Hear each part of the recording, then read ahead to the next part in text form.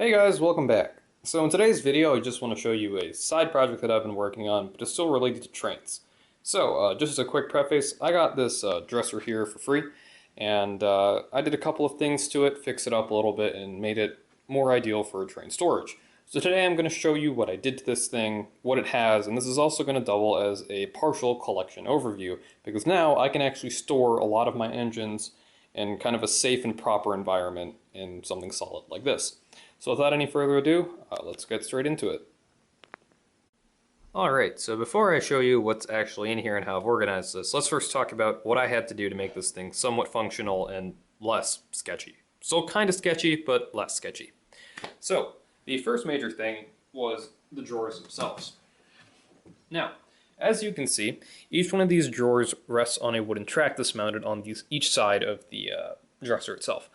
Now, for the top drawer especially, the track was missing on this side, so I had to find a replacement and got that in right. And then also I sanded down the inside of these, sorry if I mispronounced this, I'm not a woodworker or any kind of carpenter. These kind of flanges that are right on the rail. Sanded them down a little bit, and now the drawers go in and out pretty easily. They're still not perfect, but it's a lot better than what it used to be. The second and slightly more major issue can be found on these edges right here. Now they're nice and set, but beforehand they were starting to split a little bit. So I'm not sure if I can get the camera in here to show you exactly, but the left-hand side of the drawer comes down like this, and it meets the front plate at a junction like this. Now, I'm not quite sure what type of wood this is, but it likes to splinter a little bit if you put too many nails in there. So instead of doing that, and after realizing that the existing tacks that they put in, which are about this big, aren't really doing the job, I took some wood glue and sealed this guy up all the way. And since I had just re-glued these knobs, I used the knob as a bracing point and took one of these clamps that I've had laying around from a school project and clamped it like this and let that set overnight. Now, that makes a really strong joint, so now all four corners of all three drawers are now pretty solid, and I'm confident enough to actually put stuff in there. So, closing this back up momentarily, you might also notice this piece right here. Now, it kind of looks like an arch for a bridge, which actually might be another use for this guy, but this was sitting in the top cabinet right at the front. So, let me open this guy and I'll show you. We'll get into what's in here in just a minute, I promise. So this wooden piece was resting right in front, and that made that entire top shelf unusable for anything besides like the smallest AHM or car, a bobber caboose. So the next major thing was I just used a hacksaw and cut that out, and there's also some wood filler in there just to make it nice and smooth. I might go back with some varnish and make it nice and flat. But another reason why I wanted this dresser is because when you fold this guy down, you have a work surface. Now, it's not very sturdy, so I'm not going to put 100 pounds of weight, but it's good enough for doing very small repairs and track testing. So eventually I'm going to put a small test track and tack it down to the surface of this guy, so that when it folds down, I have a small, repair bench, if you will. Now, those are the major repairs and everything that I did. I also had to glue on a lot of these knobs, which had fallen off, and the lock itself up here was starting to fall. It was only being held in by one tack, and you can actually see the proper tack on the right-hand side and then my red-green solution on the left-hand side. But it works, and the key works as well. Don't really feel a need to lock it because it's just trains and it's only going to be in my house, but it's there in case I want to use it in the future. Now, with that out of the way, let's get into what is actually in here. Now, starting from the top shelf, this is where I plan to keep and have kept all of my steam engines that don't have boxes. So, starting from the right here, we have my very first steam engine. I'm pretty sure a lot of you have had this guy at one point or another. It's your basic 060, no valve gear. This guy came from the Chattanooga train set. I've had this one for over 7 years at this point. Still runs really well. Don't really run it much, mainly just keep it as, a novelty, kind of a memory. Moving on to the left, we have Rivarosity's absolutely beautiful, at least in my opinion, Southern Railroad PS4. This one has been on the channel before, and it has garnered the nickname Toasty Boy because of the way it was stored many years ago. Behind it, we have the ever lovely Blue Goose. Coming up front, we have the Super Preface 5453. This guy has these skeleton drivers. There's also a video up on this one, as well as a PS4 if you want to check that out. Back here we have the second Rev Rossi engine I ever got, 5446, the standard Dreyfus Hudson. Moving up here, this is an engine that you have not seen before, but might be featured in the future. This is an Athearn yellow box, supposed to be a B&M P4, but this guy is lettered for AT&SF. I really like Athearn, so this is kind of a piece that I wanted to get for a little bit.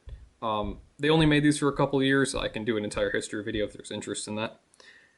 Moving on, behind it we have a Franklin Mint PS4. Again, there's a video up on that one. Gorgeous engine. And in the corner there we have a Bachman Mountain. That's now a project. Up here, this is probably my most special engine, at least sentimental-wise. This was my first Rev Rossi engine, Heavy Pacific number 3423. Again, there's a video up on this guy if you're interested. Behind it, it's kind of hard to see, there's an American Flyer 446 Hudson, and even behind it, there's a Marks New York Central Hudson. Both of these guys have been featured in the video. I will link it in the top right if you're interested. Now, another thing that you may have noticed is that there's lighting in here. This lighting is actually from a fish tank. We used to have a fish tank a little bit ago, but over the past 2 years it's just sat without any water. It's all been cleaned. So I yanked the lights out of that, and put the switch in at the end, drilled a small hole. Again, the wood likes to splinter, and I should have probably drilled a pilot hole before putting that in there.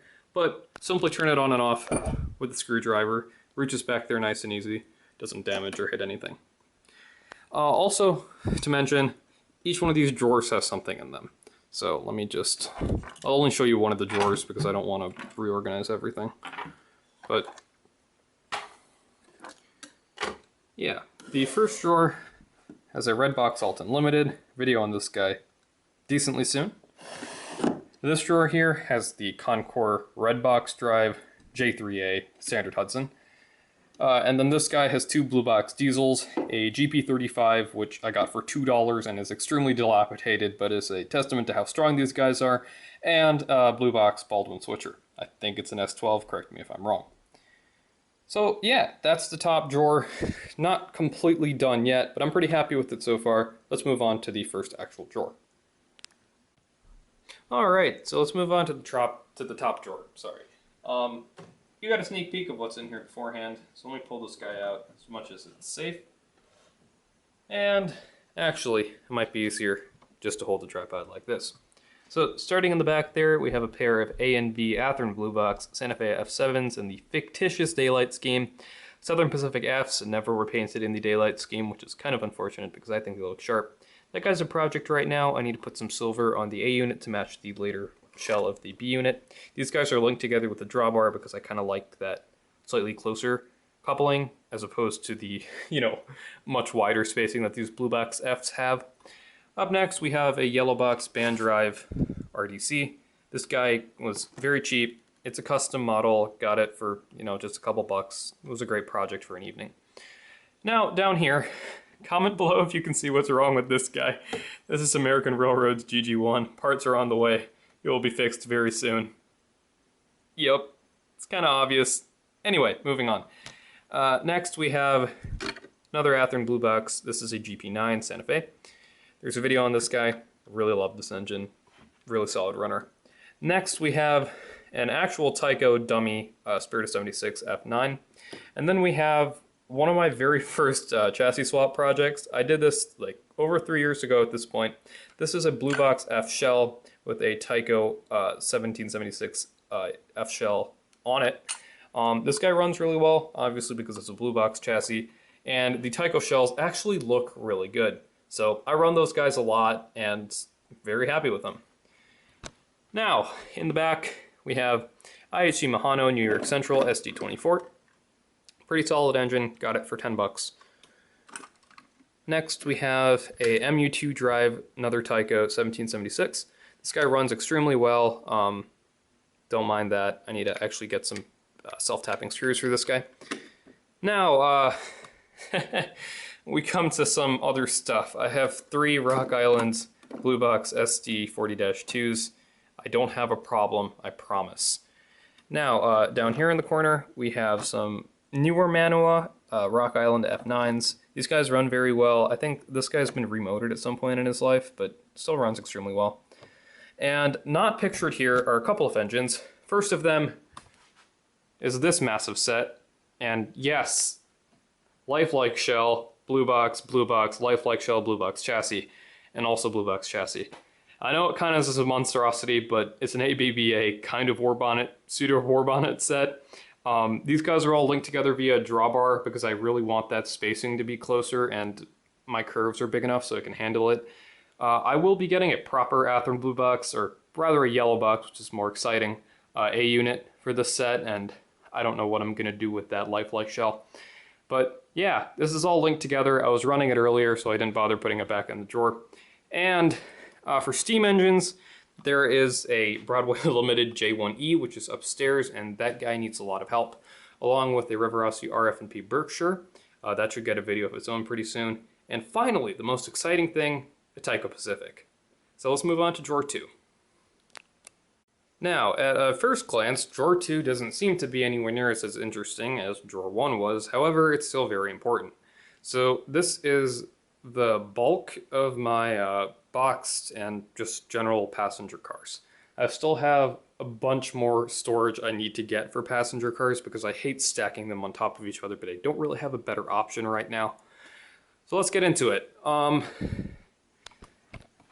1, 2, 3, 4, 5, 6. These first 6 here are smooth side New York Central cars that are run with the Dreyfuses and sometimes an RF16 set.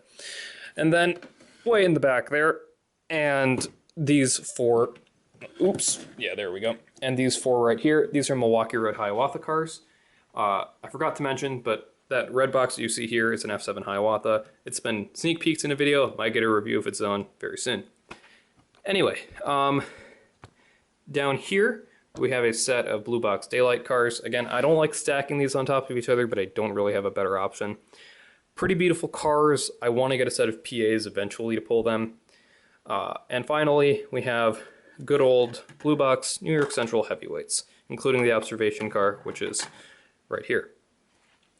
There's not so much else to say about drawer 2 other than the fact that I need more storage because I have like 3 other passenger sets that I really want to get into actual safe and preserving storage, if that makes any sense at all. So hopefully I'll get some kind of stackable drawers or something like that for those.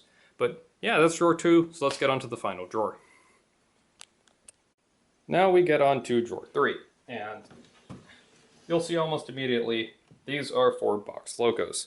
So let's pull them out one by one and I'll show you what each one of them are. So first up, we have a beautiful yet kind of faded Rivarossi NMRA Headquarters Express Pacific. I don't think I'll do a video on this guy simply because I don't have the cars. In fact, a good friend of mine, William from Gopnopper's Trains, he has a video up on the entire set. I'll link that in the top right corner if you're curious about that. But yeah, beautiful engine, runs pretty well. Really happy with her. Up next, we have another Rivarossi. This is a 440 Reno. I typically don't like older engines, but this one was too pretty and I really couldn't pass up. I think this one was 15 bucks. Runs really well. Has a different drive shaft to put in, if you're familiar with these guys. Yeah, pretty solid engine. I might try to get some older rolling stock if I can find it for cheap enough to justify the purchase. Move that off to the side for now. Then we come to the first of the Athearn Blue Box, actual boxed engines. This guy is a beautiful Milwaukee Road GP9, also featured in the Among the Greats episode on this. Yes, there will be an episode 2. I'm working on that with a friend right now, so that'll be coming up in the next month or so. Really nice little engine. Then we have this IHC Mahano set of little trolleys. These are linked together with a drawbar, although they can technically be separated. These run extremely well, and eventually I want to put a trolley line up on the layout. I have an entire track plan for this. I just need to get around to actually getting enough money to purchase track. These were slightly expensive at 20 bucks, although they run really well, they look really nice, and they're really good for Christmas too. Sticking with the trolley theme, this is a Tyco Broadway trolley. Not really a whole lot to say about it. Still has the case. Nice little engine to run. Actually, not an engine, trolley. So, not too much else to say about this guy.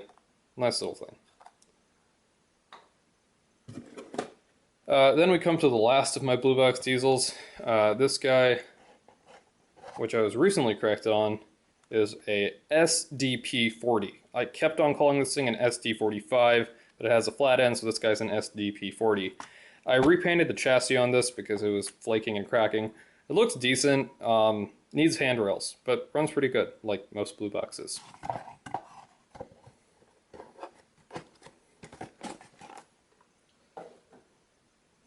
Now, we get to the first of my favorite Jeeps ever. These are Atlas Classic GP7s. This guy's in Chinese red. It runs extremely well. I have to do a video on these. These are probably my favorite diesels right now. Really sweet running engines.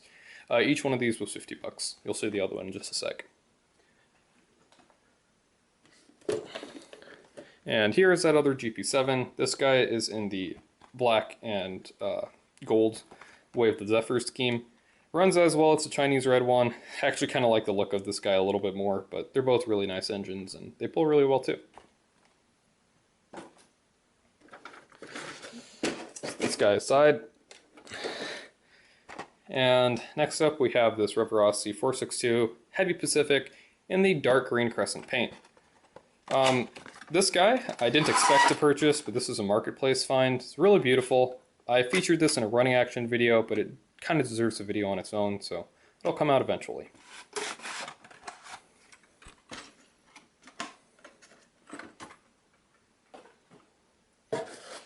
And sticking on the red box theme, this is a 282 Southern 4501 Mikado.